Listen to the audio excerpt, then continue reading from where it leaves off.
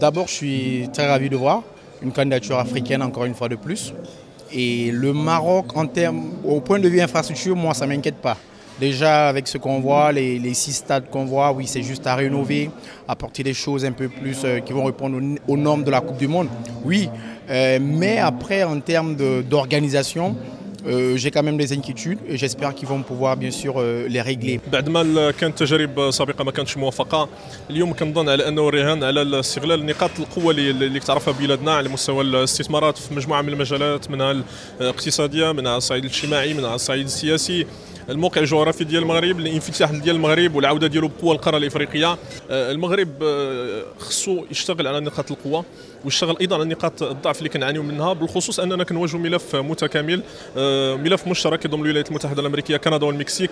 حنا مامنين بالقدرات ديال بلادنا، عارفين بلادنا شنو قادة ديروا، واضعين ثقه في هذه اللجنه ديال التنظيم، في لجان الدعم، باش ان شاء الله الملف المغربي يكون اقوى واقوى، كنحلموا بالتنظيم المونديال وعلاش لا. C'est un grand pays, c'est un pays de football. On voit les passions avec des clubs comme le Wydad ou encore le Raja. Et tout le monde sait que la Coupe du Monde, c'est un autre niveau. Ce n'est pas comme le CHAN ou encore la CAN, c'est un autre niveau. Ce sera 48 pays, il ne faut pas l'oublier aussi. Et donc il va falloir véritablement mettre les bouchées du pour pouvoir accueillir toute la planète du football.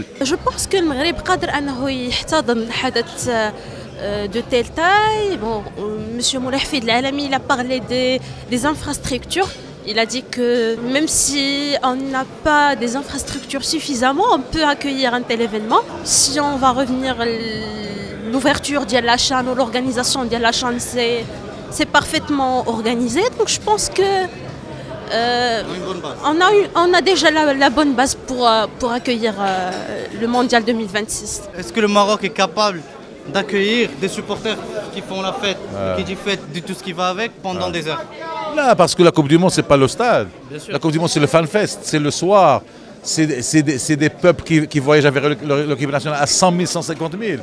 Moi, j'ai vu 150 000 Anglais en Allemagne. J'ai vu 100 000 Suédois en Allemagne. Ouais. Et tous n'ont pas le billet. Tous vont à la fanfest. Ils voient le match, les fan zones, et après, ils font la fête jusqu'à l'aube. Le Maroc, c'est un pays aussi fermé que le Qatar. Aussi fermé. Il y a beaucoup de gens très conservateurs, de plus en plus.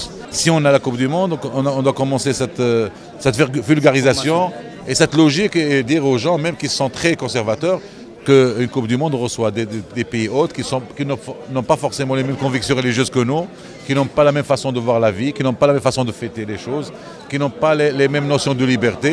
Donc il faut au moins, même si on n'est pas d'accord, accepter réellement cette fête pendant la Coupe du Monde.